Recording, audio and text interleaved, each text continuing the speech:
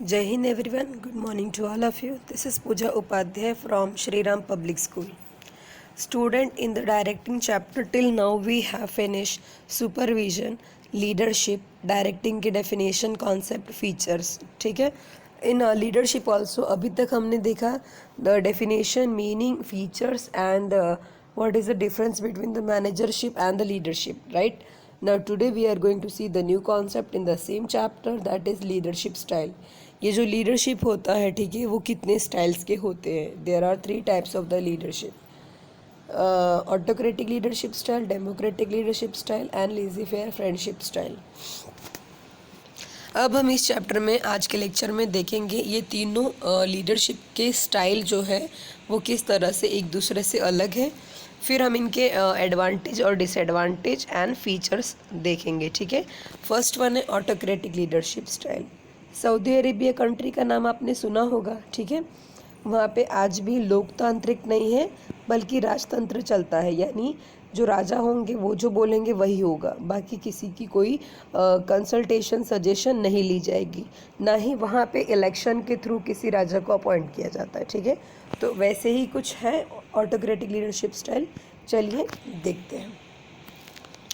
This style is also known as the leader centre style. Under this style, the leader keeps all the authority centered in his hand and employees have to perform the work exactly as per his order. क्या कह रहे हैं? Autocratic leadership style जो है वो self centred leadership style होता है, यानी सेंटर में लीडर होगा और उसके चारों तरफ उसके एम्प्लॉय होंगे. लीडर जैसे बोलेंगे एम्प्लॉय को वैसे ही परफॉर्म करना है और एग्जैक्टली उसी मैनर में करना है जैसे लीडर कहेंगे. ठीक है. If the employee is careless in his work performance, he is punished. और अगर किसी एम्प्लॉय ने अपने लीडर की बात नहीं सुनी तो उनको पनिश भी किया जा सकता है. Leader does not decentralise his authority for a fear of losing his importance. पता है आपने आगे के चैप्टर में ऑर्गेनाइजिंग में delegation of authority and decentralisation पढ़ा होगा, राइट? जिसमें होता क्या है, जो हायर पोस्ट पे मैनेजर है वो अपने स्ट्रेस को कम करने के लिए और इम्पॉर्टेंट वर्क पे ज़्यादा कंसंट्रेट करने के लिए कुछ वर्क के साथ कुछ अथॉरिटी अपने सबऑर्डिनेटर को दे देते थे. लेकिन जो ऑटोक्रेटिक लीडरशिप स्टाइल होता है, यहाँ पे क्या होता है कि जो लीडर है वो किसी भी तरह की अथॉरिटी पावर अपने एम्प्लॉयज़ को नहीं देता है, क्योंकि उसके मन में ये डर होता है कि अगर मैंने ऐसे अपने अथॉरिटी किसी और को पास आउट किए तो मे बी चांस है कि मुझे लीडरशिप से निकाल करके वो सामने वाला लीडर बन जाए. ठीक है.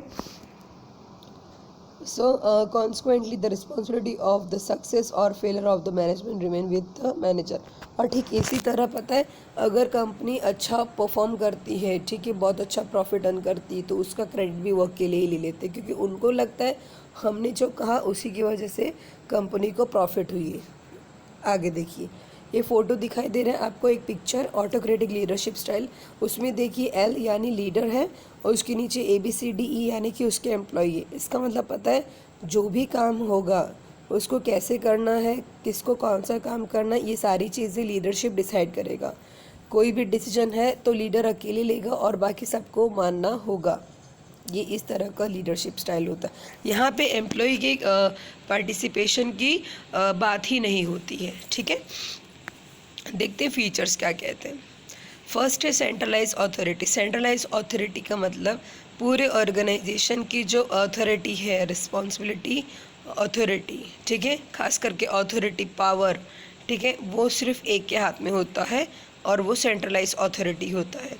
A manager is not prepare to share his authority and responsibility with other.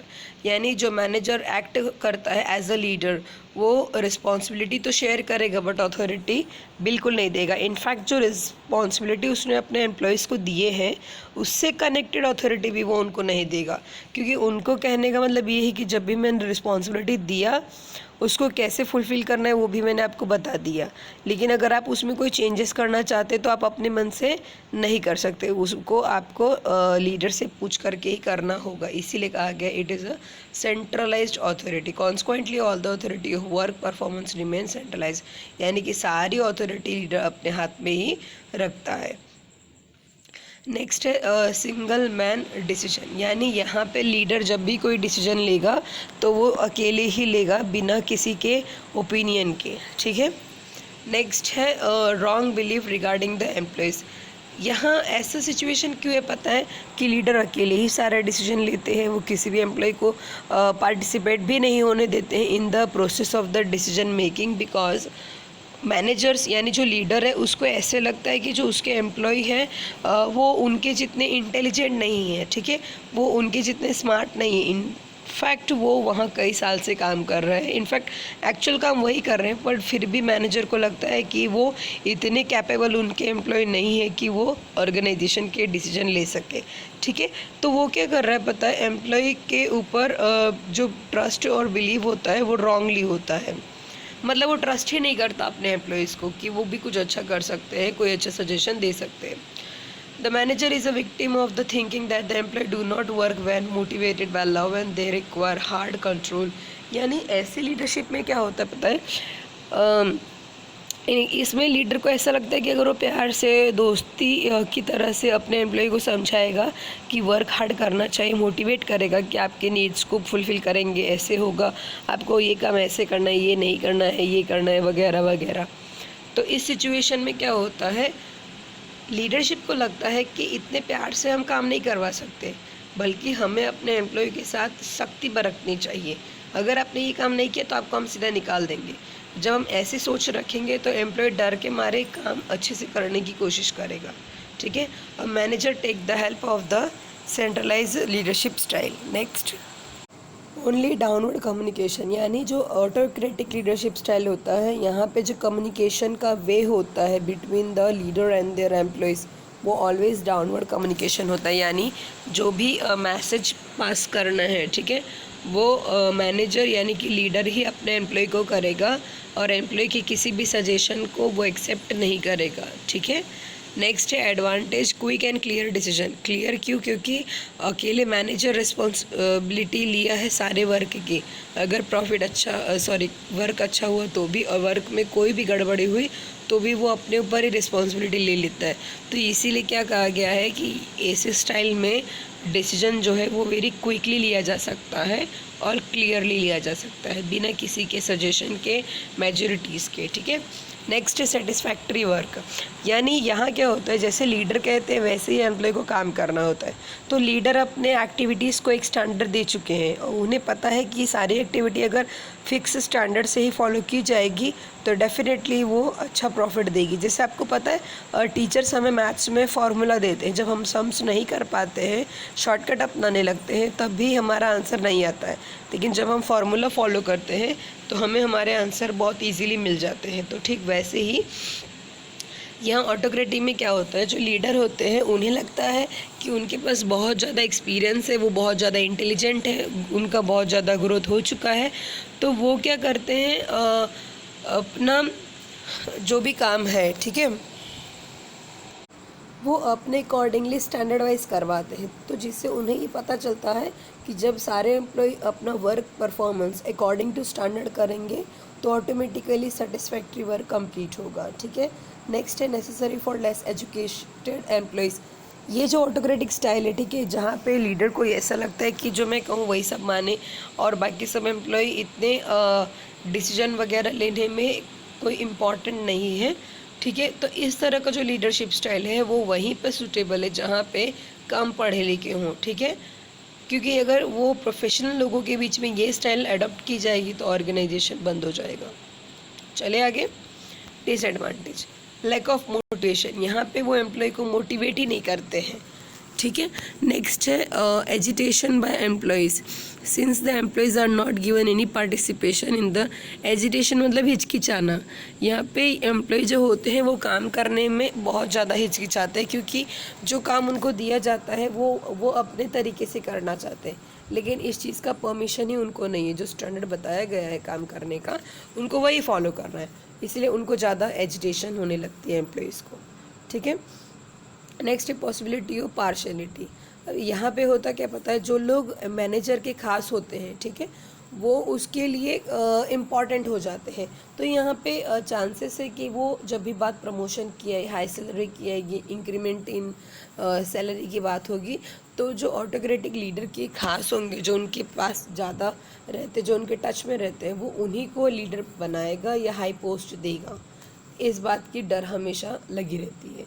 ठीक है, तो यहाँ पे कहा जाता है कि इस टाइप ऑफ लीडरशिप में पार्शलिटी होना पॉसिबल है। ठीक है, नेक्स्ट देखिए सुटेबिलिटी। अब इस तरह के जो लीडरशिप स्टाइल है वो कहाँ पे सुटेबल है। फर्स्ट है when the leader is the most knowledge member of the group, जहाँ पे लीडर सबसे ज़्यादा पढ़ा लिखा हो। When there is a little time for decision making, जहाँ पर कोई भी डिसीजन लेने के लिए बहुत कम समय हो। व्हेन सबॉर्डिनेट्स आर अनएजुकेटेड, और सबसे बड़ी बात, जो आपके साथ काम कर रहे हैं, आपके कलीग है, वो अपने अकॉर्डिंगली स्टैंडर्ड वाइज करवाते हैं, तो जिससे उन्हें ये पता चलता है कि जब सारे एम्प्लॉय अपना work performance according to standard करेंगे तो ऑटोमेटिकली सेटिस्फैक्ट्री वर्क कंप्लीट होगा। ठीक है, नेक्स्ट है necessary for less educated employees. ये जो ऑटोक्रेटिक स्टाइल है, ठीक है, जहाँ पे लीडर को ऐसा लगता है कि जो मैं कहूँ वही सब माने और बाकी सब एम्प्लॉय इतने डिसीजन वगैरह लेने में कोई इम्पॉर्टेंट नहीं है। ठीक है, तो इस तरह का जो लीडरशिप स्टाइल है वो वहीं पे सूटेबल है जहाँ पे कम पढ़े लिखे हों। ठीक है, क्योंकि अगर वो प्रोफेशनल लोगों के बीच में ये स्टाइल अडॉप्ट की जाएगी तो ऑर्गेनाइजेशन बंद हो जाएगा। चले आगे। डिसएडवांटेज, लैक ऑफ मोटिवेशन, यहाँ पे वो एम्प्लॉय को मोटिवेट ही नहीं करते हैं। ठीक है, नेक्स्ट है agitation by employees, since the employees are not given any participation in the agitation, मतलब हिचकिचाना। यहाँ पे एम्प्लॉय जो होते हैं वो काम करने में बहुत ज़्यादा हिचकिचाते हैं, क्योंकि जो काम उनको दिया जाता है वो अपने तरीके से करना चाहते हैं, लेकिन इस चीज़ का परमिशन ही उनको नहीं है। जो स्टैंडर्ड बताया गया है काम करने का, उनको वही फॉलो करना है, इसलिए उनको ज़्यादा एजिटेशन होने लगती है एम्प्लॉयज़ को। ठीक है, नेक्स्ट है पॉसिबिलिटी ऑफ पार्शलिटी। अब यहाँ पे होता क्या पता है, जो लोग मैनेजर के खास होते हैं, ठीक है, वो उसके लिए इम्पॉर्टेंट हो जाते हैं, तो यहाँ पे चांसेस है कि वो जब भी बात प्रमोशन की है, हाई सैलरी की है, ये इंक्रीमेंट इन सैलरी की बात होगी, तो जो ऑटोक्रेटिक लीडर के खास होंगे, जो उनके पास ज़्यादा रहते, जो उनके टच में रहते हैं, वो उन्हीं को लीडर बनाएगा या हाई पोस्ट देगा। इस बात की डर हमेशा लगी रहती है। ठीक है, तो यहाँ पे कहा जाता है कि इस टाइप ऑफ लीडरशिप में पार्शलिटी होना पॉसिबल है। ठीक है, नेक्स्ट देखिए सुटेबिलिटी। अब इस तरह के जो लीडरशिप स्टाइल है वो कहाँ पे सुटेबल है। फर्स्ट है when the leader is the most knowledge member of the group, जहाँ पे लीडर सबसे ज़्यादा पढ़ा लिखा हो। When there is a little time for decision making, जहाँ पर कोई भी तो जहाँ पे डिसीजन लेने के लिए भी बहुत कम टाइम हो, वहाँ पे ये ऑटोक्रेटिक लीडरशिप स्टाइल चल सकती है। ठीक है, एंड नेक्स्ट है when the subordinates are uneducated, जहाँ पे उसके सबॉर्डिनेटर अनएजुकेटेड हो। When ex subordinator are unexperienced, जहाँ पे वो कम एक्सपीरियंस्ड हो या ना एक्सपीरियंस हो, फ्रेशर हो, तो ऐसे ऑर्गेनाइजेशन में ऑटोक्रेटिक लीडरशिप स्टाइल चलती है। ठीक है, नेक्स्ट है democratic leadership style. This style is also known as the group central leadership style.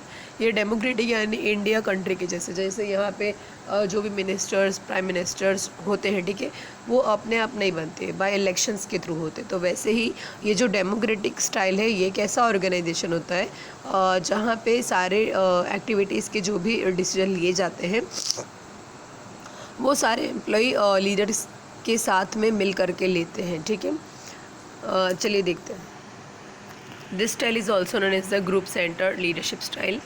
These days, this leadership style is very much in a vogue. Under this style, decision regarding the different work are not taken by the manager alone, but they are take the consultation with the employee. क्योंकि होता क्या है कि जो work activity है वो करने वाले कौन है, एम्प्लॉय। तो आप बगैर उनके कंसल्टेशन के उनके वर्क के लिए डिसीजन लोगे तो ऑब्वियसली ये प्रॉपर नहीं होगा, क्योंकि उनको उनके स्टाइल में काम करना है ना। ठीक है, क्योंकि उनको जो एम्प्लॉय होते हैं उनकी एफिशिएंसी, इफेक्टिवनेस उनके अपने मेथड से होती है, तो वो लीडर कैसे डिसाइड कर सकते हैं। तो डेमोक्रेटिक में क्या होता है कि लीडर जब भी कोई डिसीजन लेता है रिलेटेड टू वर्क, तो वो अपने एम्प्लॉयज़ को भी इन्वॉल्व करते हैं, पार्टिसिपेशन लेते हैं, और उनकी कंसल्टेशन के बाद ही फाइनल डिसीजन लिया जाता है। This leadership style is based on the decentralization. इसको डिसेंट्रलाइजेशन कहा जाता है, जो यहाँ पे डिसीजन लिया जाता है, क्योंकि यहाँ क्या होता है, लीडर्स अपने सबॉर्डिनेटर के थ्रू सजेशन लेकर के, कंसल्टेशन करके फिर फाइनल डिसीजन लेते हैं। ठीक है। The manager respect the suggestion made by his subordinates and also makes effort to fulfil their necessity. तो यहाँ पे मैनेजर उनके सजेशन को एक्सेप्ट करते हैं, बल्कि डिसीजन मेकिंग प्रोसेस में इन्वॉल्व भी करते हैं उनके सजेशन को एम्प्लॉयज़ के, और उसके बाद फाइनल डिसीजन लेते हैं और उनकी जो भी रिक्वायरमेंट होती है एम्प्लॉयज़ की वो भी फुलफ़िल करते हैं। ठीक है, चलिए आगे देखते हैं।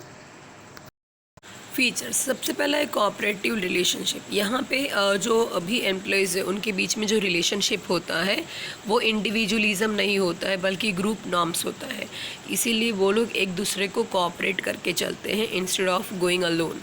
The chief characteristic of this style is existence of cooperative relationship among the manager and the employees.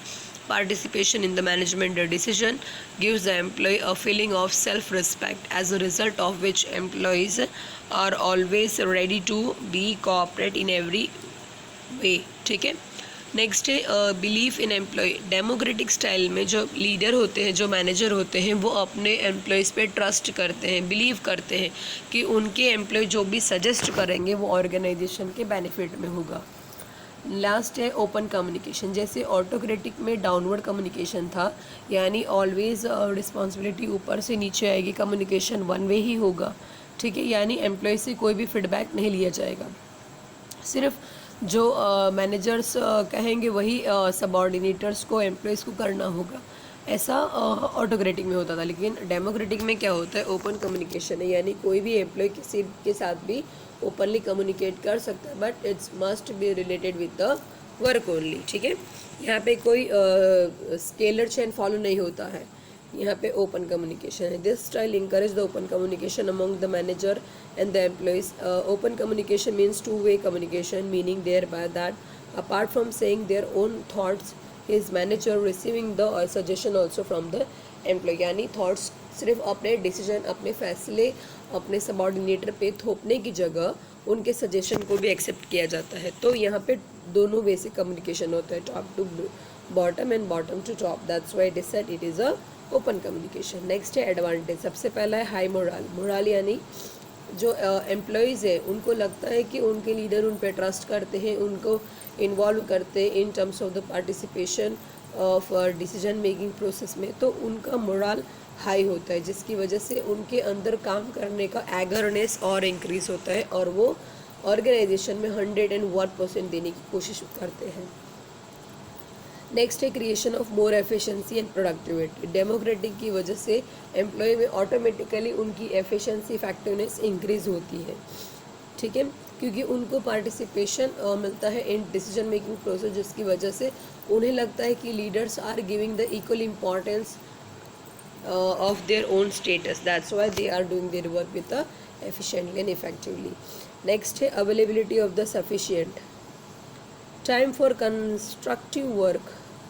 क्या कह रहे हैं, under this leadership style the workload of the manager get decrease। यानी जब एम्प्लॉय पार्टिसिपेशन इन्वॉल्व हो जाती है तो यहाँ पे क्या होता है, रिस्पॉन्सिबिलिटी के साथ साथ कुछ अथॉरिटी भी डेलीगेट की जाती है, जिसकी वजह से यहाँ के जो मैनेजर्स होते हैं यानी कि लीडर होते हैं वो रिलैक्स होते हैं अपने काम में।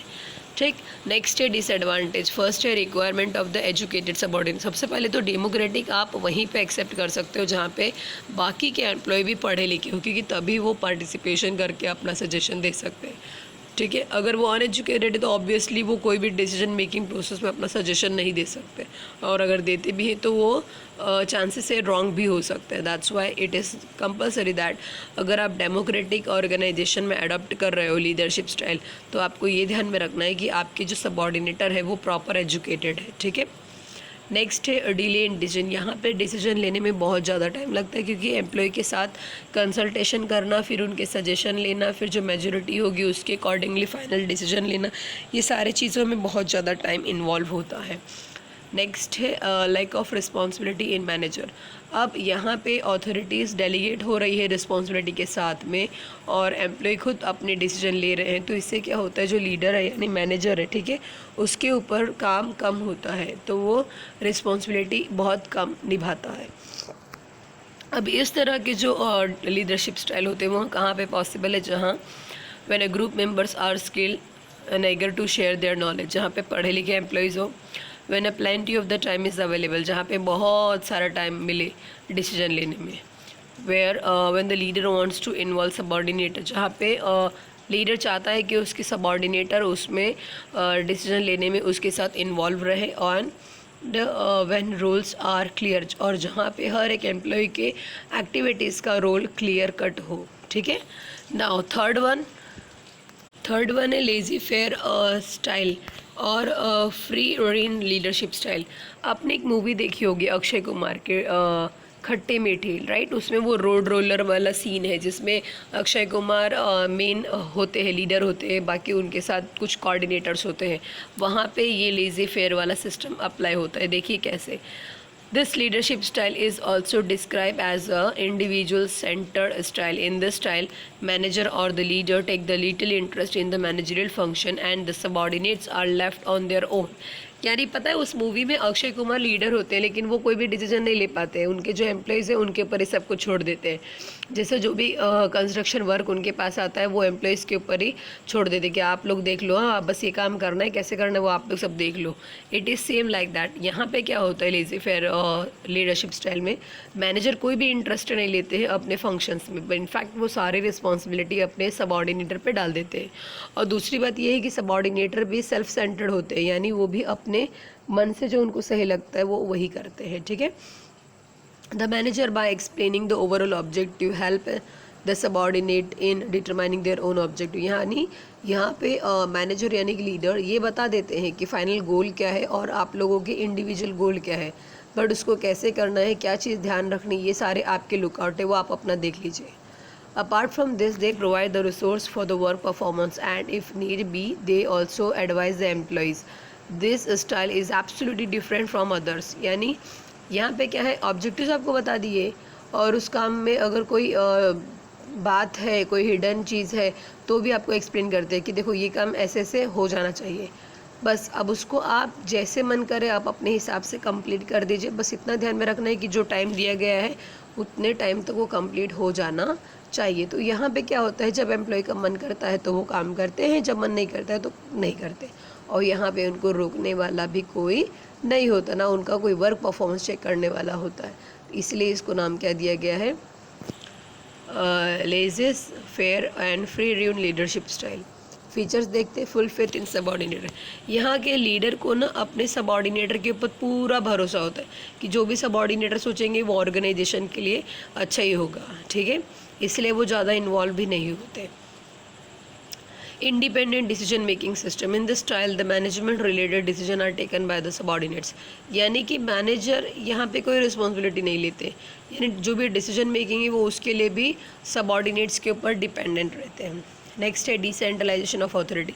यहाँ लीडर सिर्फ नाम के लिए लीडर होते हैं, उनके पास एक्चुअल में कोई अथॉरिटी नहीं होती, क्योंकि जो उनके साथ उनके डेजिग्नेशन के साथ जो अथॉरिटी उन्हें दी जाती है उससे कई गुना ज़्यादा तो अथॉरिटी उनके सबॉर्डिनेटर के पास उन्होंने ऑलरेडी दे दी है। ठीक है। इसीलिए कहा गया ये डिसेंट्रलाइजेशन ऑफ अथॉरिटी। नेक्स्ट है self directed supervisory and control, यानी यहाँ पे सब कुछ अपने आप ही करना, यानी एम्प्लॉय खुद अपने आप को डायरेक्शन देगा, खुद अपने आप के वर्क परफॉर्मेंस को चेक करेगा। अगर उसे लगता है कि हमारे काम में कोई गड़बड़ी है तो वो उसको भी वो खुद ही सही करेगा। यहाँ पे कोई लीडर या मैनेजर किसी का काम देखने के लिए नहीं आते हैं। ठीक है। चलिए देखते हैं इस स्टाइल का एडवांटेज क्या है। सबसे पहला है development of self confidence in the subordinates, यानी यहाँ पे क्या होता है कि जो लीडर है, जो मैनेजर्स होते हैं वो सारी रिस्पॉन्सिबिलिटी अपने सबॉर्डिनेटर को ही दे देते हैं, चाहे वो डिसीजन मेकिंग प्रोसेस ही क्यों ना हो। तो यहाँ पे सबॉर्डिनेटर को ऐसा लगता है कि उनके जो मैनेजर है, जो लीडर है, वो उनके ऊपर इतना ज़्यादा ट्रस्ट करते हैं कि वो सारा डिसीजन मेकिंग अथॉरिटी अपने सबॉर्डिनेटर को दे दिए। तो सबॉर्डिनेटर के अंदर ना एक सेल्फ कॉन्फिडेंस आता है कि इसका मतलब हमारे अंदर ऐसे टैलेंट है जिसकी वजह से हमारे मैनेजर, हमारे लीडर हम पर बहुत ज़्यादा ट्रस्ट करते हैं, तो उनका आपस में ही सेल्फ कॉन्फिडेंस इंक्रीज़ होने लगता है। नेक्स्ट है हाई लेवल मोटिवेशन। यहाँ पे सबसे ज़्यादा मोटिवेशन होता है, क्योंकि देखिए मोटिवेशन की ज़रूरत कब पड़ती है, जब एम्प्लॉयज़ को लगता है कि उनका प्रमोशन हो, उनके रिक्वायरमेंट फुलफ़िल हो। ठीक है। लेकिन यहाँ पे तो क्या है, जो मैनेजर है वो अपनी सारी अथॉरिटी ऑलरेडी सबॉर्डिनेटर को दे दी है। तो इन शॉर्ट अगर देखा जाए तो जो सबॉर्डिनेटर है वही सारे मैनेजर और लीडर की तरह रोल प्ले कर रहे हैं। ठीक है। तो यहाँ पे वो अपने आप को मोटिवेट करते हैं। When the manager give the subordinate all the authority by showing full confidence in them, they start considering themselves as a important part of the concern. In this way, they starting feeling that they are not a part of the enterprises but are the enterprise itself. तो उन्हें लगता है हम खुद ही company के manager है, owner है, ठीक है। इस तरह की फीलिंग आती है। तो इससे क्या होता है, सेल्फ मोटिवेशन इंक्रीज होता है। नेक्स्ट है helpful in the development and extension of the enterprise. इस तरह की लीडरशिप स्टाइल से मैनेजर पूरी तरह फ्री है, तो वो क्या कर सकते हैं, एक एक्टिविटीज़ के अलावा नंबर ऑफ एक्टिविटीज़ में इन्वॉल्व हो सकते हैं, जिसकी वजह से कहा गया है there is a chance of extension of the enterprises, ठीक है। नेक्स्ट है डिसएडवांटेज। सबसे पहले डिफ़िकल्ट इन कॉपरेशन। यहाँ पे अब सारे एम्प्लॉय अपने आप को बॉस समझने लग गए हैं, ठीक है। इसकी वजह से कोई एक दूसरे को कॉपरेट ही नहीं करता है, बल्कि सब अपने हिसाब से अपना अपना काम देखते रहते हैं। तो चांसेस है कि या तो काम बहुत अच्छे से हो जाए, जल्दी हो जाए, या तो चांस है काम पूरी तरह से ख़राब हो या टाइम पर ना हो, ठीक है। Next lack of the importance of the managerial post. यहाँ पे मैनेजर्स की कोई रिस्पेक्ट ही नहीं होती, यानी उनका कोई खास इंपॉर्टेंट नहीं होता है, ठीक है। They are treating as a peon like, right, because subordinator think themselves as a manager, that's why they're not giving much respect to this post. Next है suitable only for highly educated employees. अब जो ये वाले style है, ठीक है, laissez fair style, ये highly educated employ जो होते हैं वहीं पर ये स्टाइल यूज़ किया जाता है, ठीक है। नेक्स्ट है सुटेबिलिटी। सबसे पहला when the followers are highly skilled, यानी कि सबऑर्डिनेटर हाईली स्किल्ड है, एक्सपीरियंस, एजुकेटेड है, तो ये फॉलो कर सकते हैं। व्हेन द फॉलोवर है, फॉलोवर यानी कौन, subordinates have a pride in their work and they drive it successfully on their own. Next है outside expert such a staff specialist और कंसल्टेंट आर बीइंग यूज्ड, यानी किसी एक्सपर्ट को भी use किया जा सकता है इस तरह की एक्टिविटीज़ में। नेक्स्ट है फॉलोअर्स आर ट्रस्टी वर्दी। सबसे बड़ी बात तो सबऑर्डिनेटर के ऊपर ट्रस्टी वर्दी होना चाहिए।